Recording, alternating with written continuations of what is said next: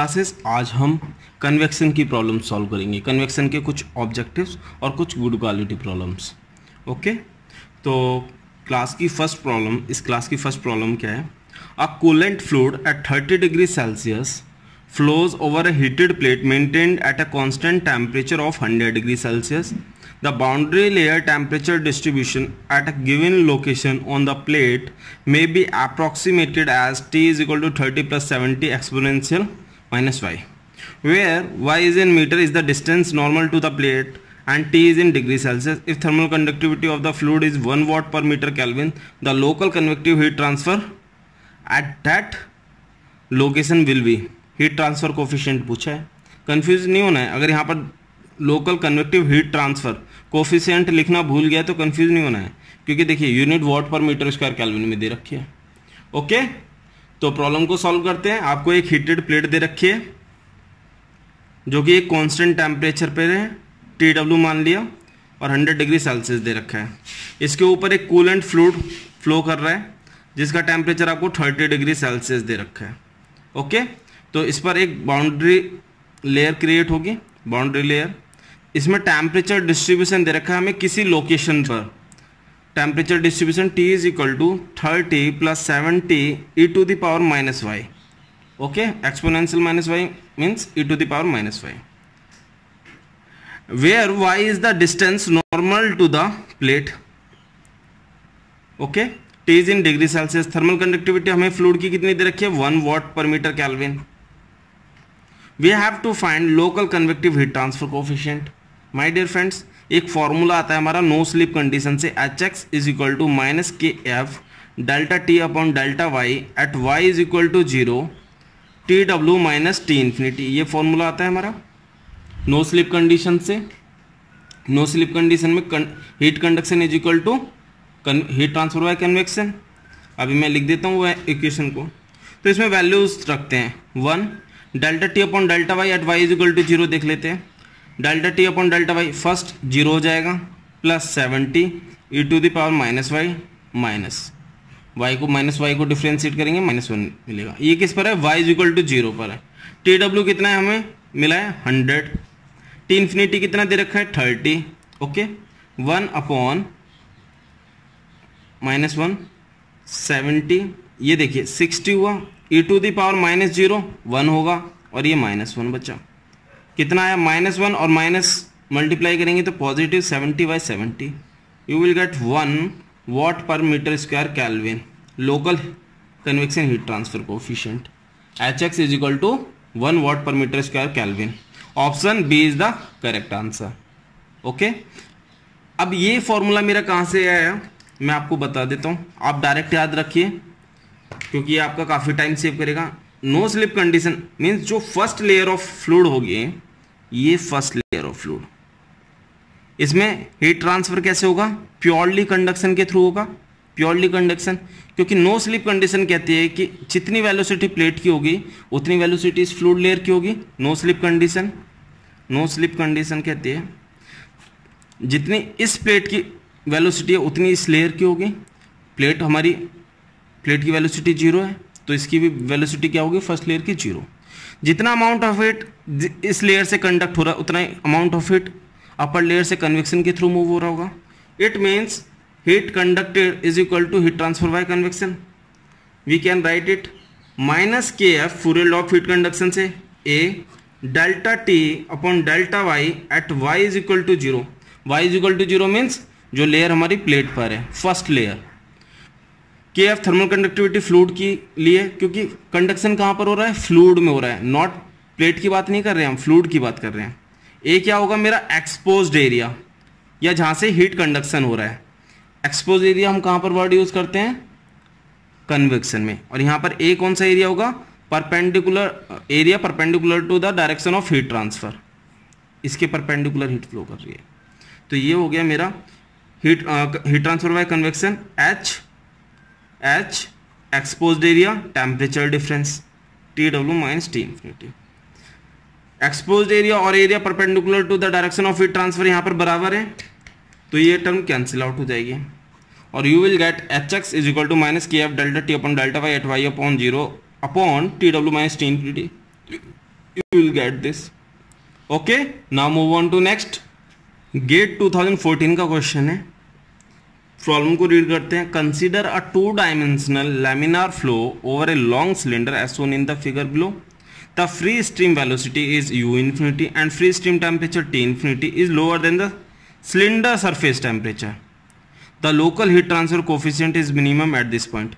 My dear friends, पहले आप देखिए, आपको एक सिलेंडर सरफेस टेम्परेचर दे रखा है और एक स्ट्रीम टेम्परेचर दे रखा है. Cylinder surface temperature free stream temperature से ज़्यादा है, मीन्स टेम्परेचर डिफरेंस हो गया यहाँ पे. और जहाँ पर टेम्परेचर डिफरेंस होगा वहाँ पर थर्मल बाउंड्री लेयर क्रिएट होगी. Thermal boundary layer, okay, thermal boundary layer या आप बाउंड्री लेयर बोलिए. ओके, और आपको पता है जब मेरा फ्लूइड इस डायरेक्शन में फ्लो करेगा, बाउंड्री लेयर में डेवलप कर रहा हूं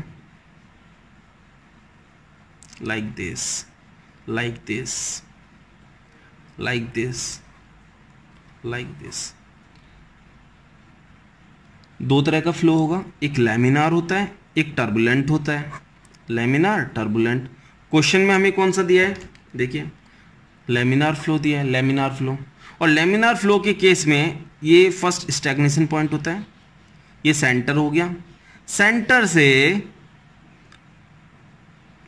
स्टैग्नेशन पॉइंट और सेंटर को जो लाइन कनेक्ट कर रही है, इससे 80 डिग्री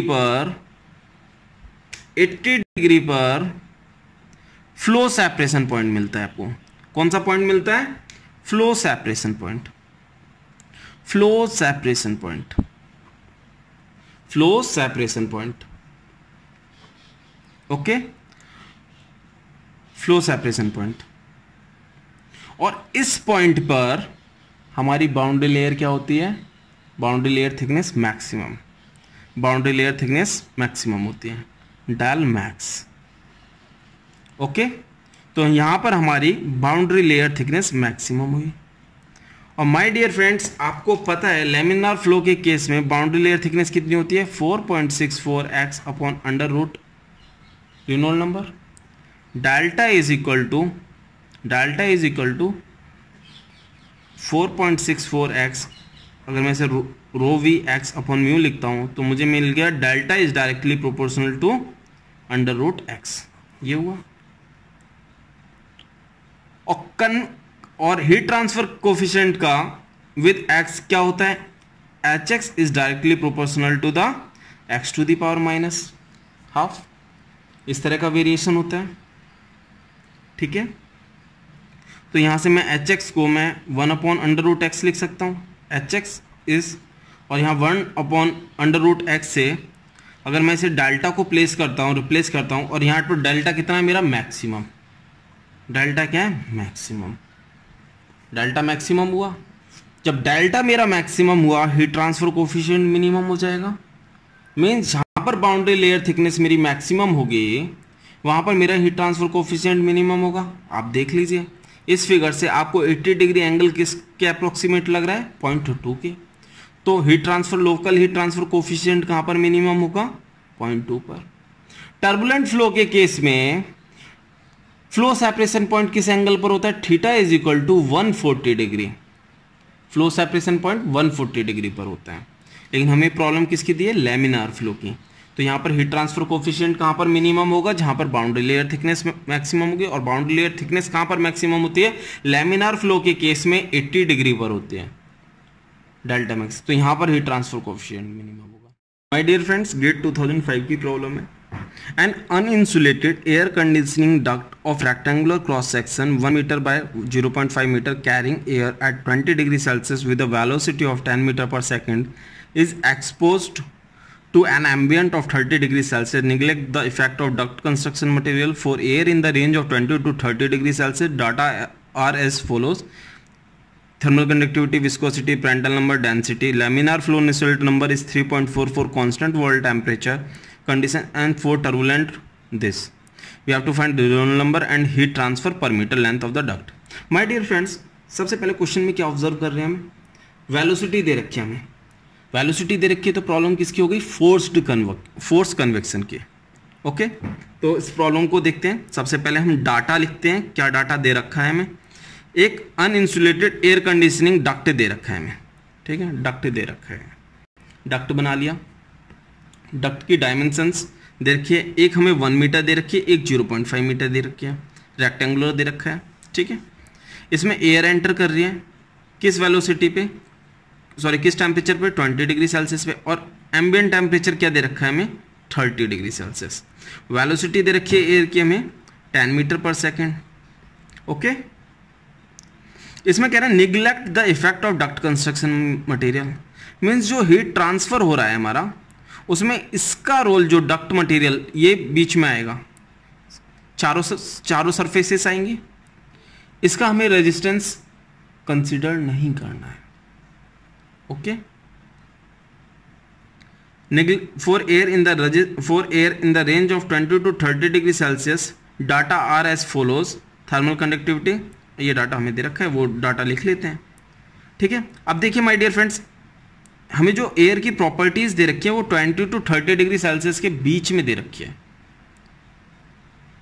जब भी हम कुछ एनालिसिस करते हैं कन्वेक्शन में, तो वो हम मीन टेम्परेचर पर लेकर करते हैं। मीन टेम्परेचर देखिए 20 + 30 कितना हो जाएगा, 25 डिग्री सेल्सियस हो जाएगा। क्यों करते हैं, क्योंकि जो हमारी फ्लूइड प्रॉपर्टीज वेरी करती हैं टेम्परेचर्स के साथ,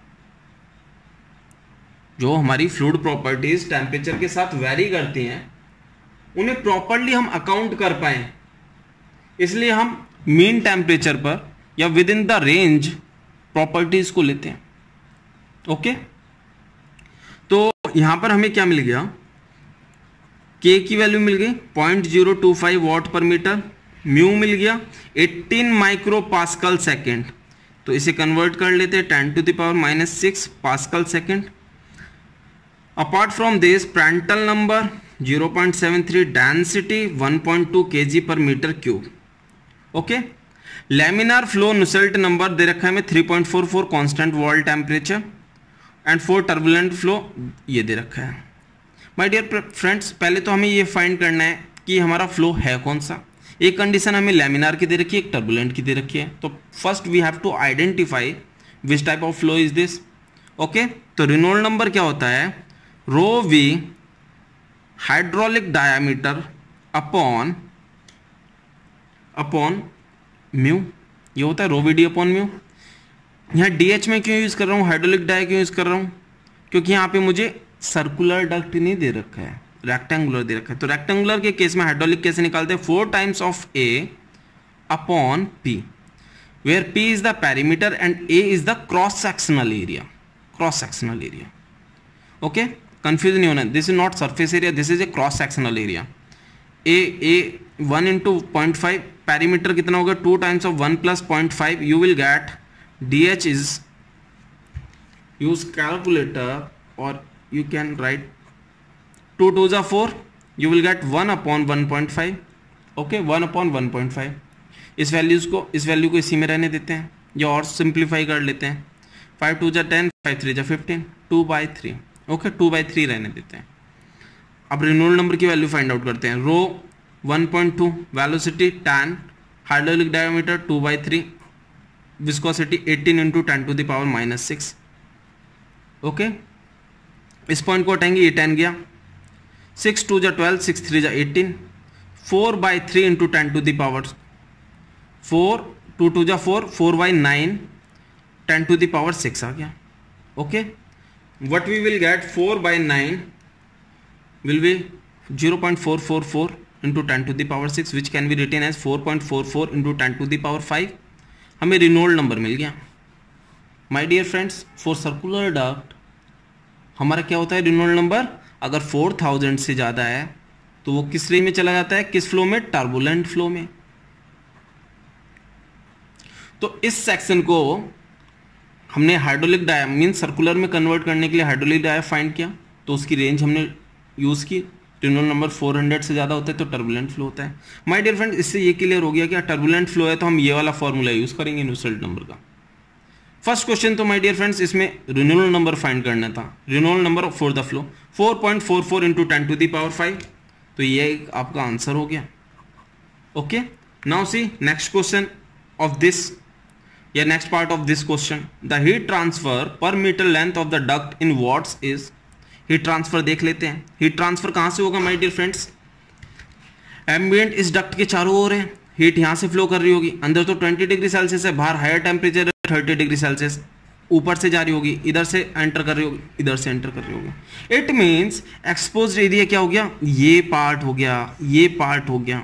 ओके सेम अगर अंदर भी देखें तो ये पार्ट हो गया, साइड का देखें ये पार्ट हो गया। ओके एक्सपोज एरिया ये हो गया। मीन्स डक्ट की लेंथ सपोज हमने L कंसीडर कर ली और हमें फाइंड क्या करना है? Heat transfer per metre length of the duct. Okay per meter means आप 1 मीटर शो कर सकते हैं। ओके या आप Q upon L find out कर सकते हैं क्वेश्चन में। आपको पता है कन्वेक्शन हीट ट्रांसफर का फॉर्मूला क्या होता है? HA delta T। Very easy. H कितना है हमारा यहाँ पर? हीट ट्रांसफर कोफिशिएंट कितना है? हीट ट्रांसफर कोफिशिएंट इज नहीं पता हमें, we have to find out. Okay area कितना होगा? ये एक्सपोज्ड एरिया सरफेस एरिया कितना होगा? देखिए दो सरफेस ये हो गई, एक सरफेस ये हो गई, एक ये हो गई, जो सेम है, आमने सामने वाली सेम होंगी, रेक्टेंगुलर बॉडी है। ओके तो ये हो गया 2 टाइम्स ऑफ इसका area.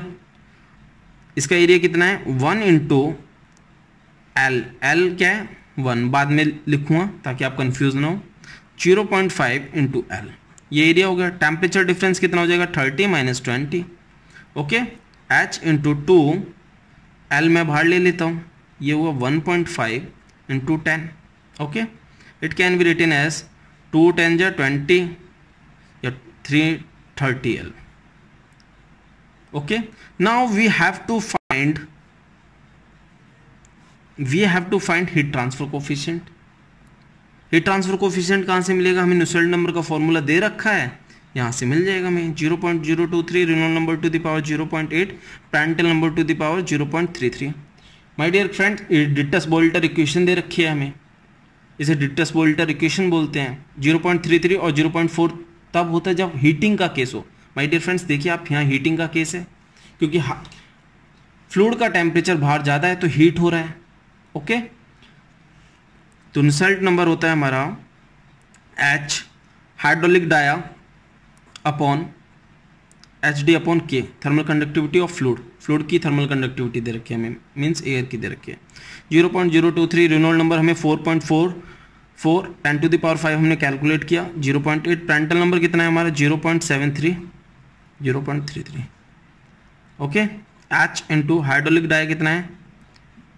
2/3। Thermal conductivity of fluid कितनी है हमारी? 0.025। 0.023 4.44 कैलकुलेटर का यूज़ करते हैं और डायरेक्ट H की वैल्यू फाइंड आउट करते हैं। Okay use calculator.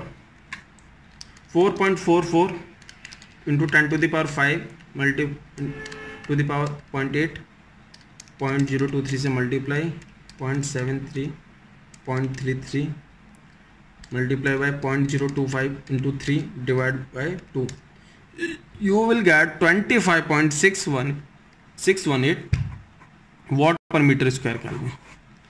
आपको my dear friends heat transfer coefficient मिल गया। आप इजीली अब Q upon L find out कर सकते हैं। Q अपॉन L को मैं इधर लिखा 30H, H की वैल्यू यहाँ से पुट ऑन कर दी 25.618। See you will get after multiplying by 30 768.569 watt per meter, where L is the length, watt per meter, which is approximate to 769। so D is the correct option। okay आपको इस question में Reynold number पूछा था, properties आपको दे रखी थी, आपने Reynold number find किया। रेनॉल्ड नंबर के लिए आपको हाइड्रोलिक डायमीटर फाइंड करना था, आपने हाइड्रोलिक डायमीटर फाइंड किया 4A/P से, where A is the cross sectional area में कंफ्यूज नहीं होना है। Okay Reynold number find out कर लिया। आफ्टर दैट आपको हीट ट्रांसफर फाइंड करना था। हीट ट्रांसफर के लिए आपको हीट ट्रांसफर कोफिशिएंट पता होना चाहिए। हीट ट्रांसफर कोफिशिएंट के लिए आपको टर्बुलेंट फ्लो वाला फॉर्मूला यूज करना पड़ेगा, क्योंकि हमारा फ्लो कौन सा है? टर्बुलेंट टाइप है।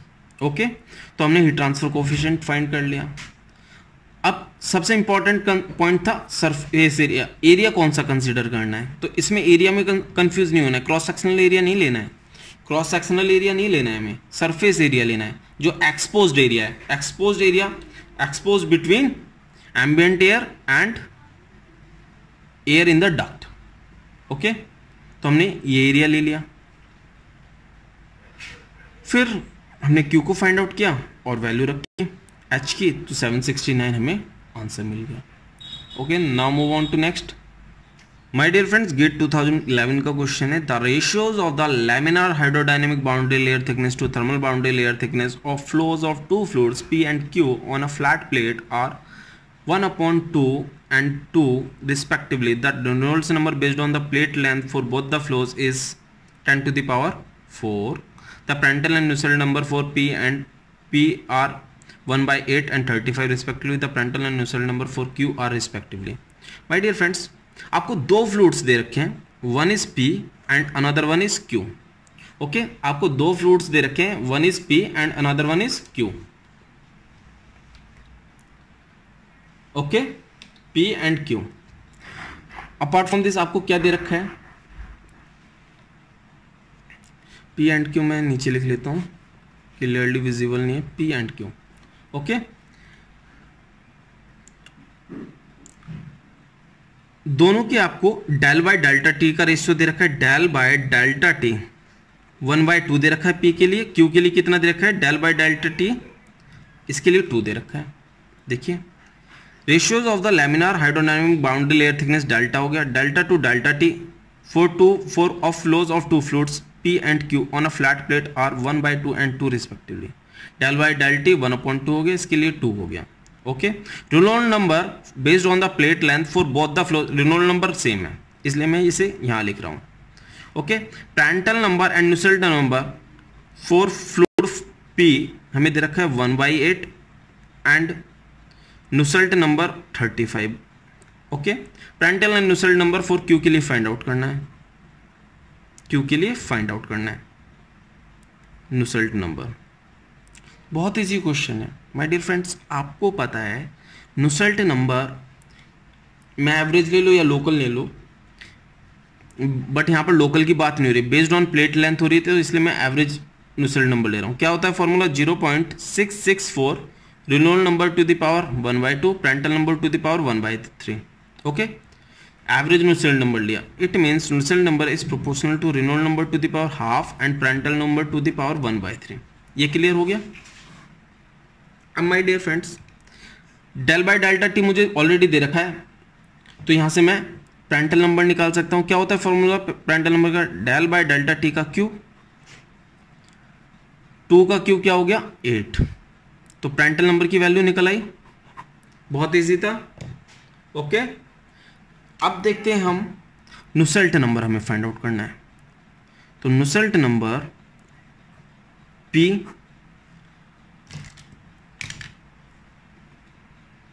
Upon Nusselt number Q, fan नहीं चल रहा है, नुसेल्ट नंबर Q का.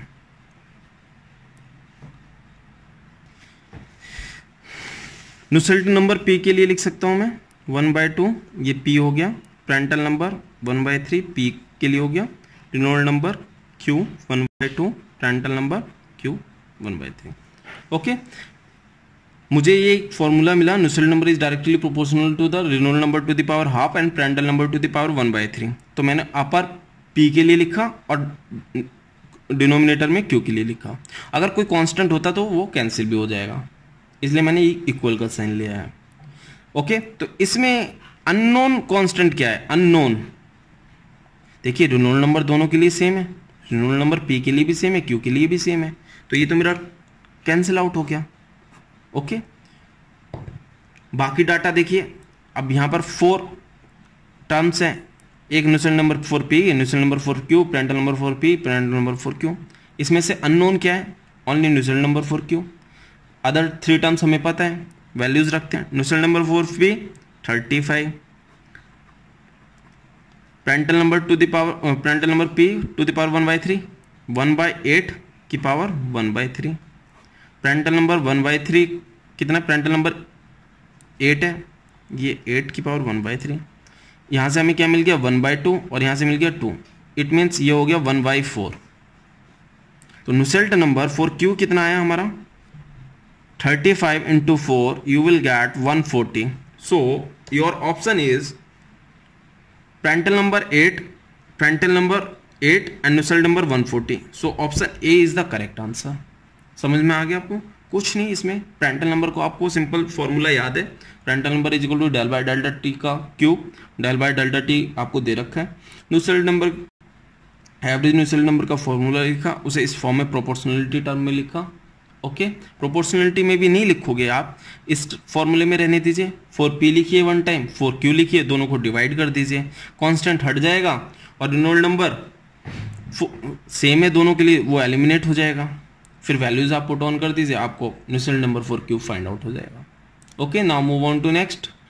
माय डियर फ्रेंड्स, गेट 2014 का क्वेश्चन है, the non dimensional fluid temperature profile near the surface of a convectively cooled flat plate is given by, हमें एक temperature distribution दे रखा है, where y is measured perpendicular to the plate and L is the length, ABC are arbitrary constant, TW and T infinity are wall and ambient temperatures respectively.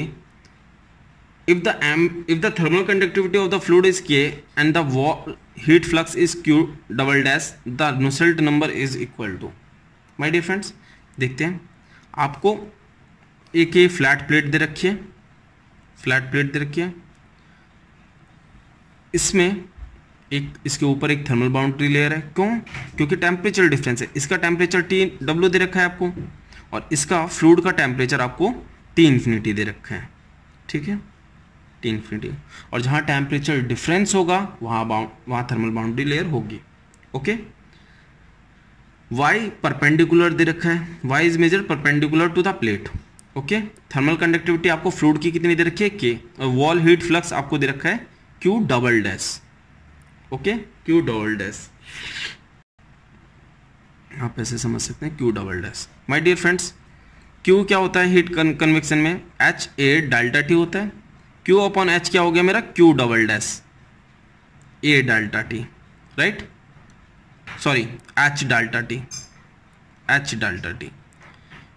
Right, Q double dash H, और यहाँ delta T क्या है, delta T को मैं इधर लेकर आया, Q dash upon Q double dash, delta T क्या है मेरा TW माइनस T इन्फिनिटी। तो कंफ्यूज नहीं होना है, ये जो नुसेल्ट नंबर की को इस फॉर्म में लिखा है, ये nothing but heat transfer coefficient है। हमें पता है नुसेल्ट नंबर क्या होता है, HL अपॉन K। ये एवरेज नुसेल्ट नंबर की बात हो रही है क्योंकि लेंथ क्या दे रखी है प्लेट की, L। ओके, तो ये एवरेज नुसेल्ट नंबर, तो यहाँ L बाई K सेम है, H को हम Q double dash upon TW minus T infinity into L by K लिख सकते हैं।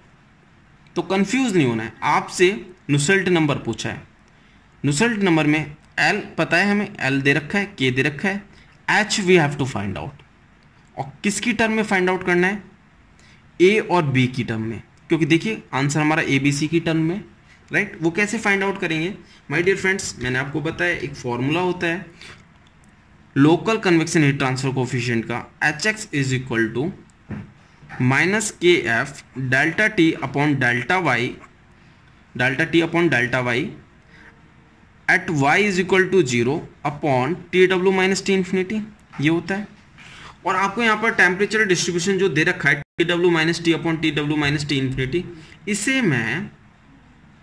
मैं T minus TW upon T infinity minus TW की टर्म में लिख लेता हूँ, T minus TW upon T infinity minus TW, क्योंकि जो हम थ्योरी में याद भी करते हैं वो इसी फॉर्म में याद करते हैं, A plus B upon Y upon L plus C into Y upon L का स्क्वायर, ये आपको दे रखा है, राइट। अब मुझे del T upon del Y की वैल्यू फाइंड आउट करनी है एट वाई अपॉन 0, तो मैं निकालता हूँ del T upon del Y, ये वाला 0 हो जाएगा, ये साइड जाएगा तो ये कॉमन, ए वाली टर्म 0, बी वाई का 1 हो जाएगा plus C into Y square का 2y अपॉन एल स्क्वायर, ये हुआ। अब del T upon del Y at Y is equal to 0 हम फाइंड आउट करते हैं, तो y इज इक्वल टू 0 रख देते हैं इसमें, तो ये मिला हमें T infinity minus TW B upon L, ये टर्म मेरी जीरो हो गई, इतना मुझे मिला। Okay,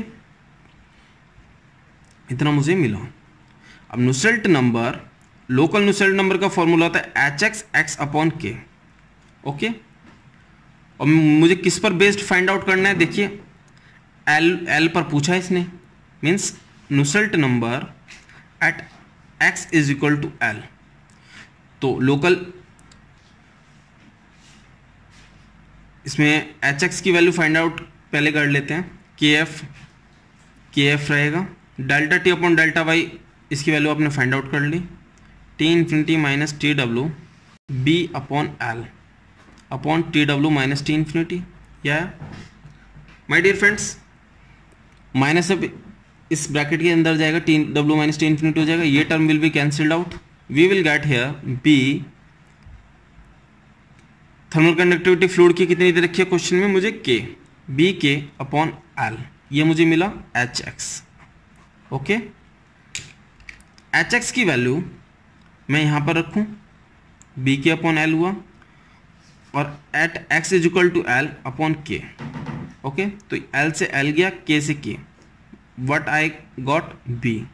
Nusselt number at X is equal to L is B, और you can say average Nusselt number is B. So B is the correct option.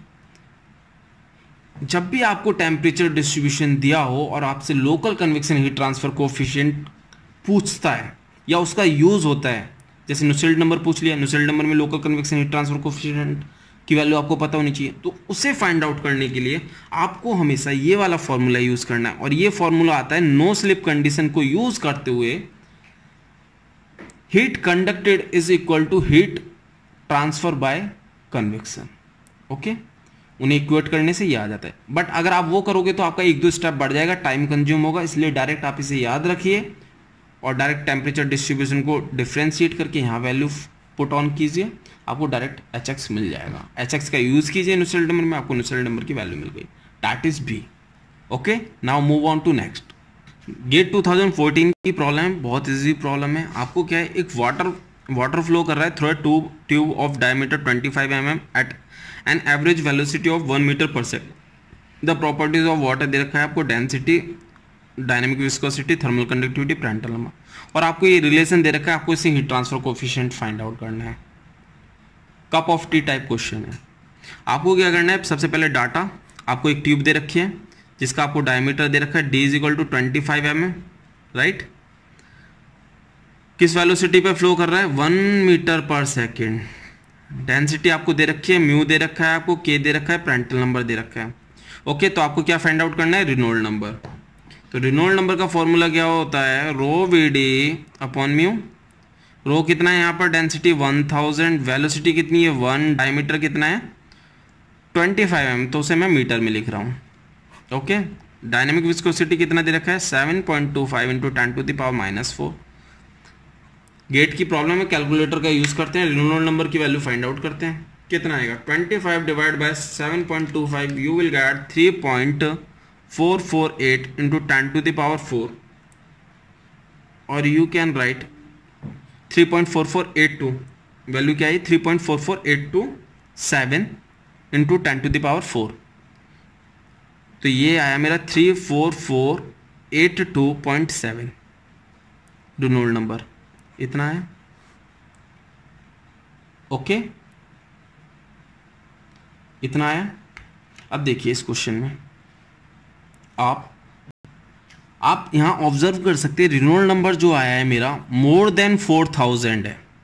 अगर आपको क्वेश्चन में फॉर्मूला भी नहीं दिया होता तो आपको ये इक्वेशन अपने आप रखनी होती, Dittus Walter equation. Turbulent flow के केस में होता है, मोर देन 4000 हो गया, टर्बुलेंट फ्लो का केस हो गया। टर्बुलेंट फ्लो के केस में नुसेल्ट नंबर क्या होता है, ये आपको याद होना चाहिए। बाय द वे आपको क्वेश्चन में दे रखा है Reynold number to the power 0.8, Prandtl number to the power 0.4, but इस क्वेश्चन में हमें ये नहीं दे रखा था कि हीटिंग होगी या कूलिंग होगी, इसलिए आपको ये एन की वैल्यू देता, तभी आप फाइंड आउट कर सकते थे। प्रांटल टू दी पावर ये आपको देता, 0.4 है, इट मीन्स ये हीटिंग का केस है, बट इसमें टेम्परेचर शो नहीं कर रखे, इसलिए मैं कह नहीं सकता, बट इस इक्वेशन को देखते हुए मैं कह सकता हूँ कि ये हीटिंग का केस है। ओके, नुसेल्ट नंबर क्या होता है एच डी कितना है 0.025 upon thermal conductivity of fluid 0.625 0.023, Reynold number 34482.7 to the power 0.8, Prandtl number कितना है 4.85 to the power 0.4. Use calculator and find out the answer. 0.8 into 0.023 into 4.825 to the power 0.4 into 0.625 divided by 0.025, you will get 4613.65 watt per meter square Kelvin. This is your answer. Okay, now move on to next. Gate 2014 का question है, consider one dimensional steady state heat conduction across a wall as shown in figure below of thickness 30 mm and thermal conductivity. ये आपको figure दे रखा है. इस wall की thickness कितनी दे रखी है आपको 30 mm और वन डायमेंशनल स्टडी स्टेट का केस दे रखा है. वन डायमेंशनल स्टडी स्टेट का आपको केस दे रखा है और वॉल थिकनेस आपको कितनी दे रखी है, वॉल थिकनेस आपको 30 mm दे रखी है. ओके, थर्मल कंडक्टिविटी आपको 15 वॉट पर मीटर केल्विन दे रखी है. At x is equal to 0 a constant heat flux 1 into 10 to the power 5 watt per meter square is applied. On the other side of the wall, heat is removed from the wall by convection with a fluid at 25 degrees Celsius and heat transfer coefficient of 250 watt per meter square Kelvin. The temperature in degree Celsius at x is equal to 0. You have to find out. कुछ नहीं है question में, आपको heat flux दे रखा है my dear friends. आपको पता है heat flux is equal to heat flow rate is equal to temperature difference upon total resistance. उस कंसेप्ट से आपका टेम्परेचर निकल आएगा. देखते हैं, आपको पता है heat flow rate is equal to temperature difference upon thermal resistance होता है. यहाँ हमें T1 फाइंड आउट करना है. T1 और T इन्फिनिटी के बीच में हीट फ्लो हो रहा है, राइट. यहाँ से हीट फ्लो कर रही है, T1 से T इन्फिनिटी की तरफ मूव कर रही है. इसमें कंडक्शन हो रहा है, इधर कन्वेक्शन हो रहा है आपका. तो दो रेजिस्टेंस हो गए, एक कंडक्शन हो गया प्लस कन्वेक्शन हो गया. तो T1 minus T infinity upon conduction resistance क्या होगा x upon k. What is x here? x is the thickness of wall plus 1 upon h A convection resistance. Okay, इस a को मैं न्यूमरेटर में ले जाऊंगा. a T1 minus T infinity x upon k plus 1 by h. q upon a क्या होता है मेरा? हीट फ्लक्स होता है. q double dash T1 minus T infinity upon x upon h plus x upon k plus 1 upon h. q double dash की value रख देता हूँ 1 into 10 to the power 5. T1 here is T1 minus T infinity here is 25 x upon h. x here is thickness of wall 0.03. 30 mm को मैंने metre में convert कर लिया. Thermal conductivity here is 15 plus 1 by h. h here is 250. Now use calculator and find out the value.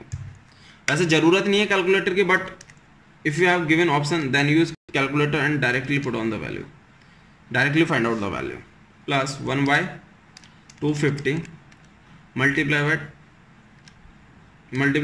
10 to the power 5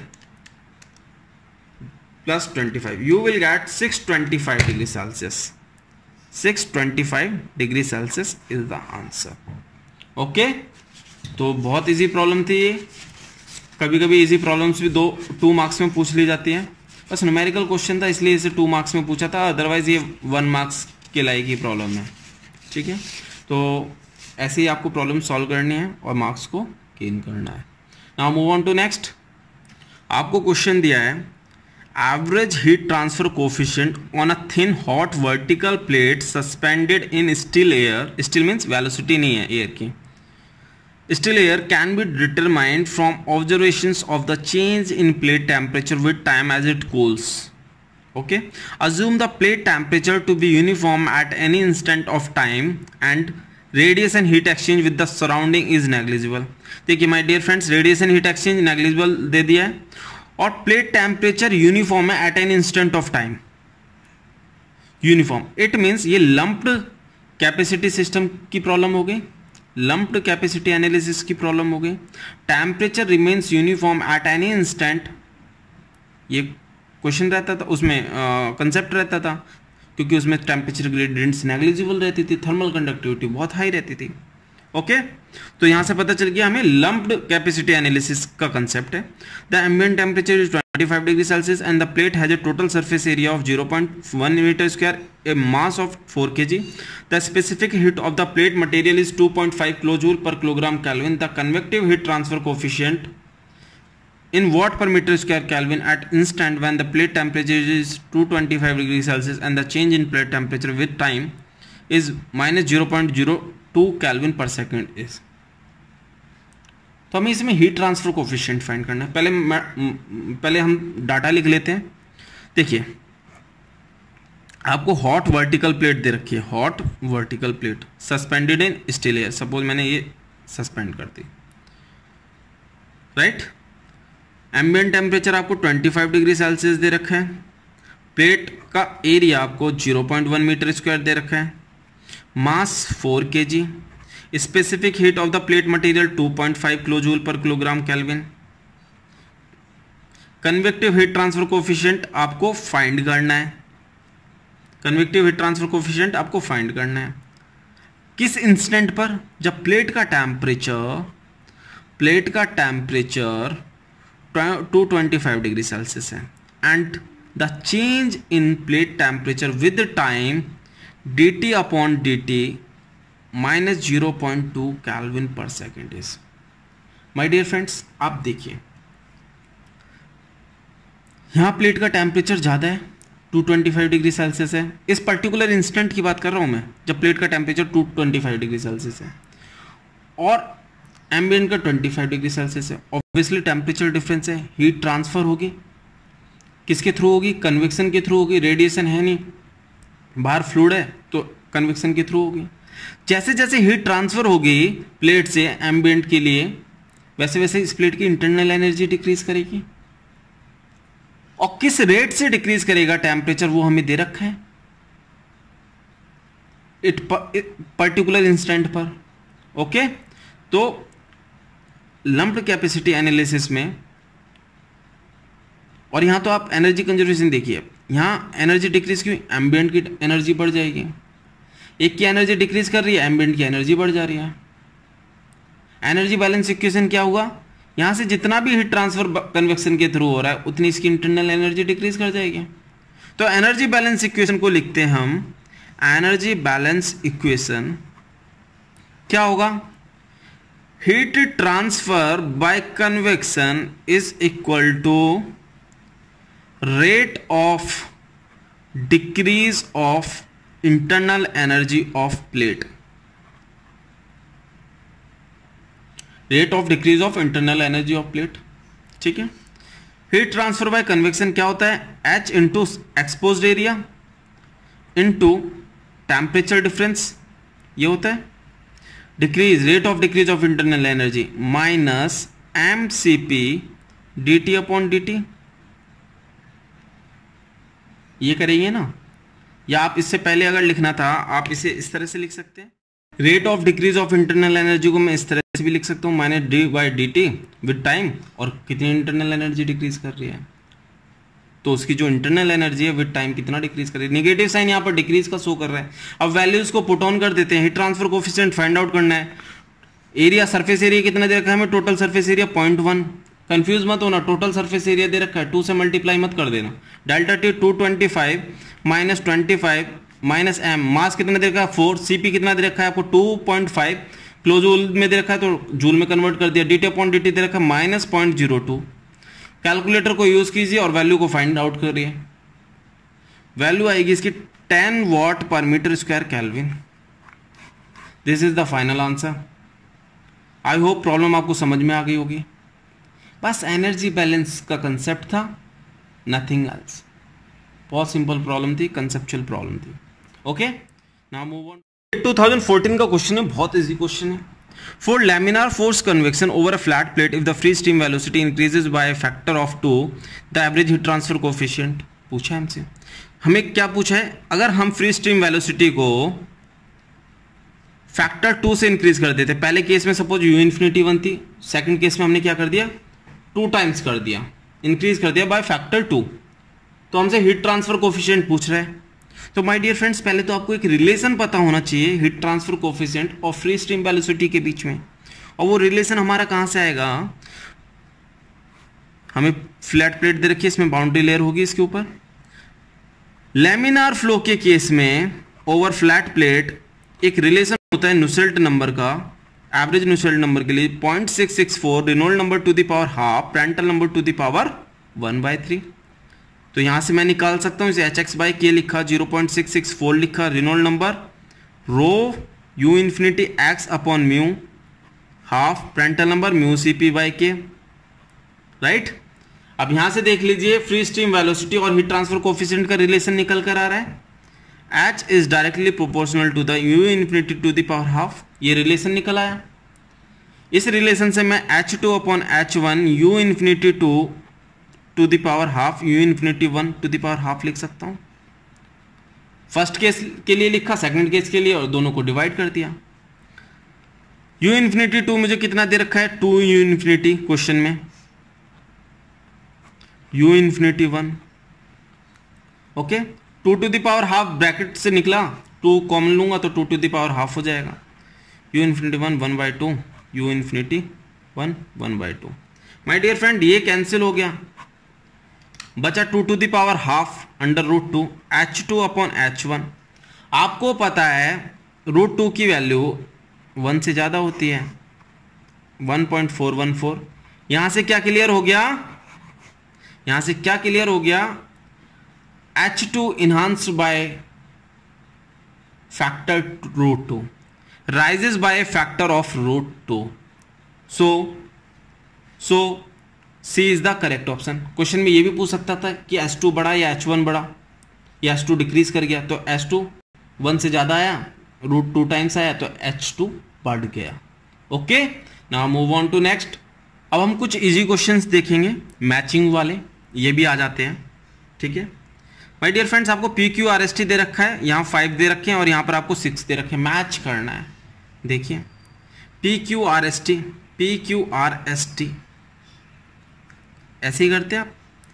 compressible flow के लिए आपको पता है मैक नंबर होता है, कंप्रेसिबल फ्लो के लिए मैक नंबर होता है, राइट। कंप्रेसिबल फ्लो के लिए हम मैक नंबर यूज करते हैं। मीन्स P के लिए क्या हो गया? P के लिए मेरा Y हो गया, ओके। P के लिए मेरा Y हो गया। अब ज़्यादा सोचना नहीं है, अब डायरेक्ट आप ऑप्शंस देखिए। P के लिए Y है, Q के लिए P के लिए Y है, तो 2 ऑप्शंस तो एलिमिनेट होगा, A B।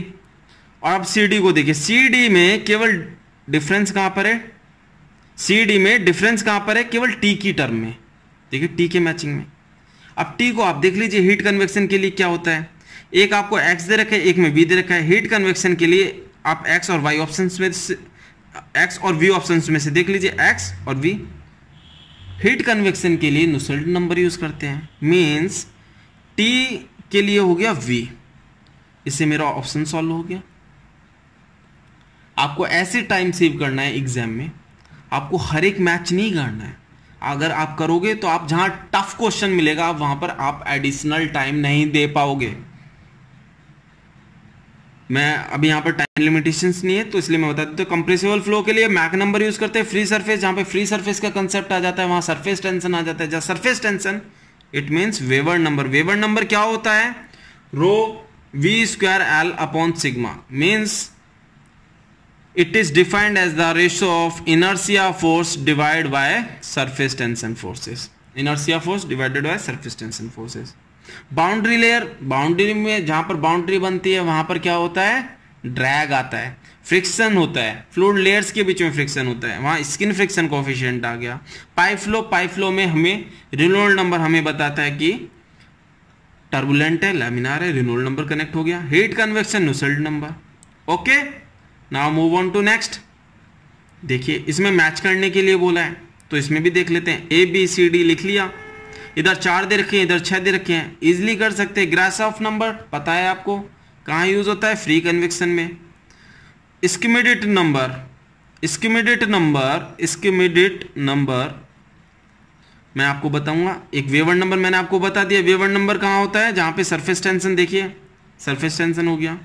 Waiver number C का 5 हो गया। फूरियर नंबर फूरियर नंबर आप ट्रांजिएंट हीट कंडक्शन में पढ़ते हैं alpha t upon L square, where L C is the characteristic length, alpha is the thermal diffusivity and t is the time.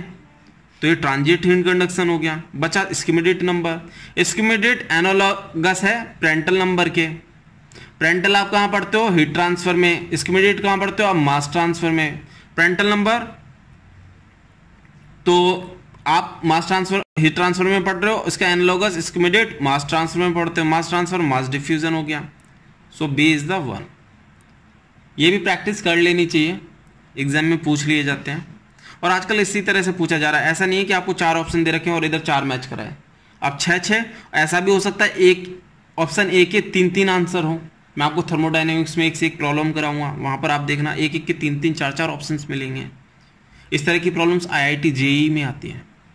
वहां पर आपको दिमाग लगाना पड़ता है, बहुत ज़्यादा लगाना पड़ता है, वहां मजा आता है। ठीक है, इस प्रॉब्लम को और देख लेते हैं, इस क्वेश्चन को और देख लेते हैं। PQRS और 1 2 3 4 देखिए कितना इजी क्वेश्चन। 4 आपको ग्रुप ए में दे रखे हैं, 4 आपको ग्रुप बी में दे रखे हैं, इससे इजी हो नहीं सकता। PQRS देख लेते हैं। बायोट नंबर आपको पता है, बायोट नंबर क्या होता है? Ratio of internal conduction resistance upon external convective resistance.